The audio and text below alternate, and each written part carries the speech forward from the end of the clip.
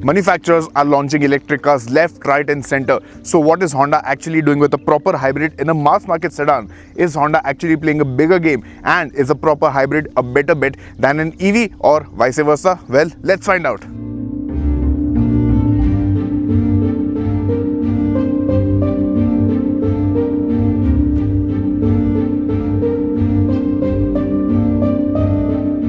So how different is the Honda City eHEV from the regular Honda City? Now this one comes powered by 1.5 litre Atkinson cycle engine, which is a 4-cylinder DOHC unit, and this engine is mated to 2 electric motors and an eCVT transmission with a direct coupling clutch, and this car also gets a power control unit. Now in terms of the total combined power output, this one makes 126 PS of power and 253 Newton meters of torque, which comes in right from 0 to 3000 RPM.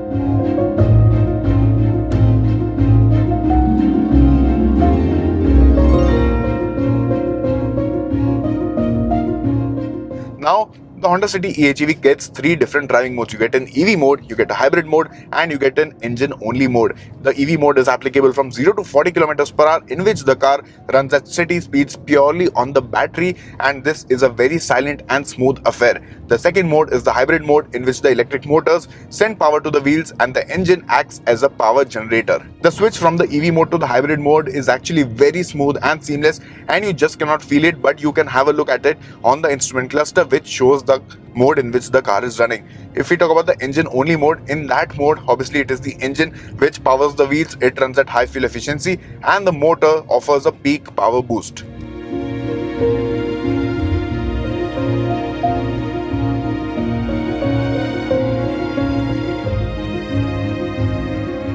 Overall, the drivability of the City eHEV is indeed very good, and I was actually expecting this car to feel slightly underpowered, underwhelming compared to the regular City, but that is definitely not the case. It offers pretty enthusiastic performance, and I don't have any complaints on the drivability front. Yes, this car has very complex mechanicals, but the way all the mechanicals work in tandem with each other, that is indeed commendable. And yeah, I think with Honda, the reliability or any of those issues shouldn't be much of a cause of concern. So to sum it up, when you start the car or when you just start accelerating, this car runs in electric and hybrid mode.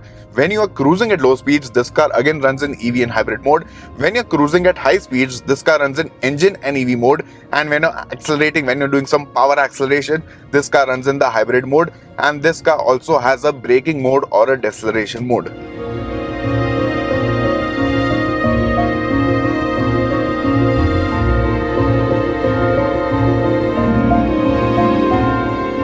So the Honda City eHEV gets an electro-servo braking system. You get all 4 disc brakes, you get an electronic parking brake, and you get 3 levels of deceleration, which you can toggle through the paddle shifters mounted behind the steering wheel.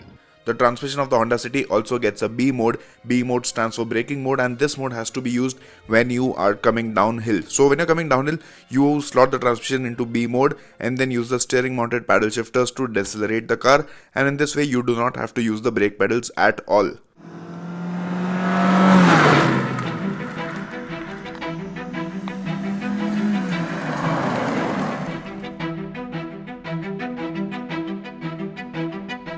The braking is completely regenerative, so when you brake the car, the lithium-ion battery of the car charges itself on its own, so you do not have to plug in any separate charger to charge the battery of this car. Space management in the boot is pretty decent, so you can still hold a decent amount of luggage in the boot.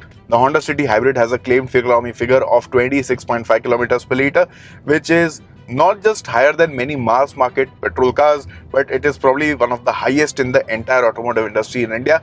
And to rightly say so, in reality you may get around 18 to 20 kilometers per litre, which is extremely good for a petrol hybrid car. So yes, if we talk about the running cost compared to diesel or maybe a pure EV, okay, so we'll compare it to diesel first. The cost of diesel in Mumbai is what, 105 rupees per litre. You will get 18 to 20 in that also. So the running cost will be between rupees 5.5 to rupees 7 per kilometer. And with this also, the running cost may be more or less the same, slightly higher probably, but again that also depends a lot on the way you drive the car and the driving scenarios in which the car is being used.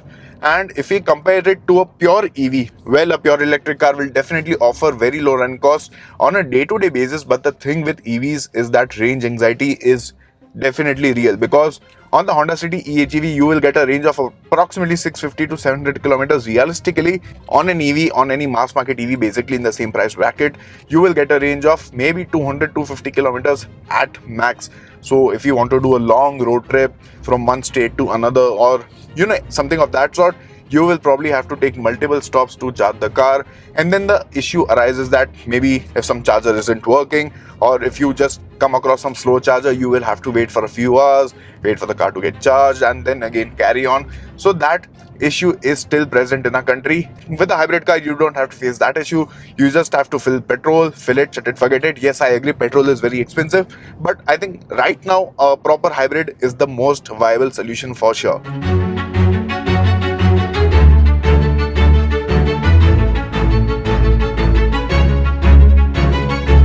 What are your thoughts on this? Let me know in the comment section below. Also, let me know what would you buy out of a hybrid car or a diesel car or just a pure electric car. Thank you guys for watching this video. I hope you found it informative. Let me know your thoughts on this car in the comment section below, and I will see you guys in the next one.